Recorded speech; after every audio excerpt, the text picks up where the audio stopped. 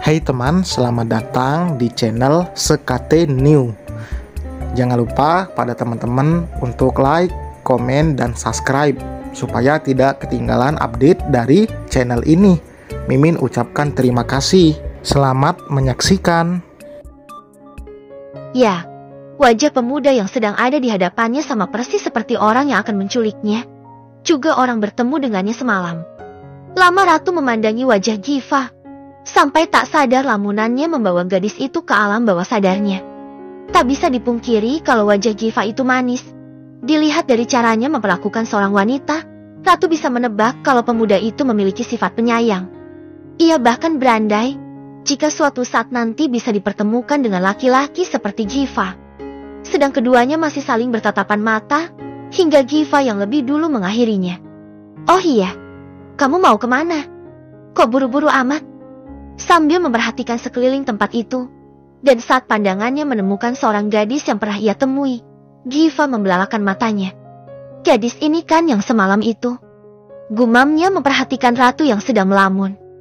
"Hei!" Sentak Salwa mengagetkan keduanya. Salwa memukul-mukul lengan Giva. Pelan. "Lihat cewek bening. Matanya gitu amat sih." Selorohnya pura-pura cemburu. Giva cuma cengengesan sambil melirik sekilas ke arah Ratu. "Oh iya, Ratu." Salwa menarik lengan Ratu agar lebih dekat. "Kenalin nih, ini tuh sahabat aku, Giva namanya." Lalu memandangi ke arah pemuda tampan di sebelahnya. "Fah, ini teman baru aku. Namanya Ratu." Sambungnya, mengenalkan dua orang itu bersamaan. Giva tampak ragu mengulurkan tangannya lebih dulu, pun dengan Ratu yang masih tak percaya juga bingung dengan keadaan yang ia alami. Seolah semuanya itu sebuah misteri yang sukar dipecahkan. "Dia calon mahasiswi di sini juga." "Fah," sambung Salwa. Keduanya menatap ke arahnya. "Ayo dong, saling kenalan biar tambah akrab," ujar Salwa, menarik-narik tangan Giva agar menyalami Ratu. "Hai, Giva," ucap pemuda itu, akhirnya buka suara. Memperkenalkan dirinya di depan gadis misterius yang ada di hadapannya. Meski ragu, Ratu juga membalas uluran tangannya. Juga menyebutkan namanya. "Ratu." Mereka berdua saling melempar pandangan. Merasa ambigu berada dalam situasi itu. Tak bisa dipungkiri, Ratu sangat penasaran dengan Giva. Begitu juga dengan Giva yang juga miliki perasaan yang sama. "Oh iya, wah, aku duluan aja ya. Makasih udah diantarin ke sini, menghadap dosen." Pamit Ratu, tertuju pada Salwa. "Oke, hati-hati ya," pesan Salwa. Mereka saling melambaikan tangan, sampai benar-benar tak terlihat lagi. Tinggalkan mereka berdua, Salwa juga Giva yang ada di tempat itu. "Kita makan yuk. Aku lapar banget nih," ajak Salwa, menarik lengan Giva begitu saja, membawa Giva keluar dari pertandingan basket dengan teman-temannya. Mereka berjalan menuju ke kantin kampus, tempat nongkrong paling nyaman jika perut sama-sama sedang lapar. Salwa memesan beberapa makanan dan juga minuman, sekalian untuk Giva. "Oh iya, wah, kok kamu kenal sih sama cewek tadi?" tanya Giva, membuka penyelidikannya lewat Salwa. Begitu ingin tahunya dia terhadap Ratu, yang sudah menuduhnya menculik gadis itu.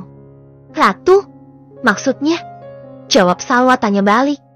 Giva mengangguk sambil menyeruput es jeruk pesanannya. "Jadi tuh, 1 minggu lalu, aku gak sengaja ngancurin dagangan dia gitu, pas lagi mangkal di lampu merah."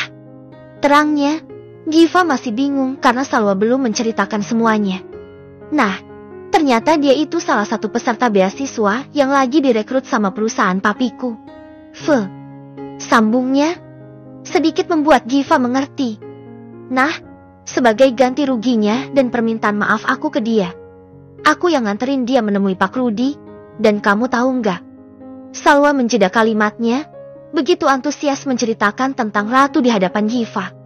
Belum genap 2 hari, Pak Rudi minta dipertemukan sama Ratu dan langsung diterima gitu aja buat kuliah di sini. Sambungnya seolah dirinya sedang mendapatkan sesuatu. Matanya berbinar penuh kebahagiaan. "Emang dia jualan apa?" tanya Giva lagi, masih belum menemukan jawaban atas kecurigaannya. "Penjual asongan gitu loh yang di lampu-lampu merah," jawabnya. Pandangan matanya lurus ke depan, membayangkan saat pertemuannya pertama kali dengan Ratu. Oh, hanya disahut singkat oleh Giva. Kalau aku boleh kasih saran, kamu jangan terlalu deket deh sama tuh cewek. Pesannya langsung mendapat tatapan tanya dari gadis yang berada di depannya. Aku takut dia akan manfaatkan kamu. Kok kamu mikirnya gitu sih? Ya, aku cuma punya firasat aja yang agak lain gitu tentang tuh cewek. Awalnya ia juga mikir hal yang sama. Tetapi makin kesini Salwa melihat ada yang beda dalam diri Ratu yang masih menjadi rahasia. Dia merasa dekat dengan gadis itu di masa lalunya. Itulah yang membuat ia ingin mengenal lebih dekat lagi. Ya udah, kita makan aja. Malam menghembuskan anginnya yang semilir, mengundang hawa dingin di sebagian penjuru bumi. Termasuk di sebuah ruangan, tempat dua orang yang sedang menyelesaikan pekerjaannya. Yang, kita pulang aja ya, ajak Fajri, menarik lengan istrinya, hingga duduk di pangkuannya. Aku capek banget, Yang. Fajri mengecup sekilas wajah kesayangannya, mengundang rasa geli di sekujur tubuh Andira. Nah kali, ujar wanita itu mencubit gemas hidungnya. Nanggung, Beb. Ini bentar lagi bakalan selesai kok. Hampir separuh waktu tiap harinya mereka habiskan di resto. Pergi pagi pulang malam, seperti itu seterusnya. Terkadang semua itu membuat keduanya merasa lelah dan mengeluh. Akan tetapi bagaimana lagi? Semua sudah menjadi garis takdirnya. Harus berjuang untuk keluarga. Apalagi sekarang si kembar sudah mulai beranjak remaja. Biaya hidup juga bertambah. Andira menutup laptopnya. Baru saja menyelesaikan laporan keuangan untuk bulan ini. Alhamdulillah omset kita nambah terus. Beb, aku seneng banget deh. Di saat lagi butuh kayak gini, penghasilan resto bisa diandalkan. Ujar Andira penuh syukur. Bisalah buat transfer uang bulanan El dan Al. Yang. Sambung Fajri, Andira mengangguk. Si kembar memilih menempuh pendidikan ke luar negeri untuk menggapai cita-cita mereka. Sudah berjalan 2 tahun, dan ini tahun terakhir mereka akan kembali ke Indonesia. Aku kangen banget sama Al dan El. Beb, ucap Andira, selalu malu jika sudah berhubungan dengan kedua anaknya. Aku harap mereka baik-baik saja di sana. Ujarnya lagi, terkadang ingin menyusul tak tahan menahan rindu itu. Sabar, Yang. 1 tahun lagi, mereka balik kok.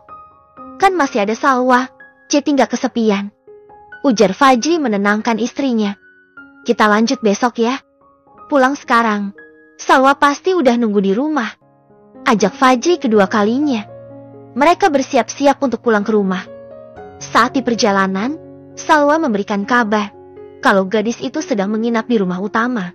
Rumah orang tua kandung Salwa. Ya udah, nggak apa-apa, Yang. Mungkin Salwa lagi rindu sama bibiknya. Ucap Fajri menenangkan Andira yang sedih ditinggal oleh putrinya. Sesampainya di rumah, mereka langsung bergegas masuk untuk membersihkan diri dan mengistirahatkan tubuhnya yang penat. Selesai mandi, mereka merebahkan tubuhnya di ranjang. Rasanya seger banget ya, Beb. Ucap Andira.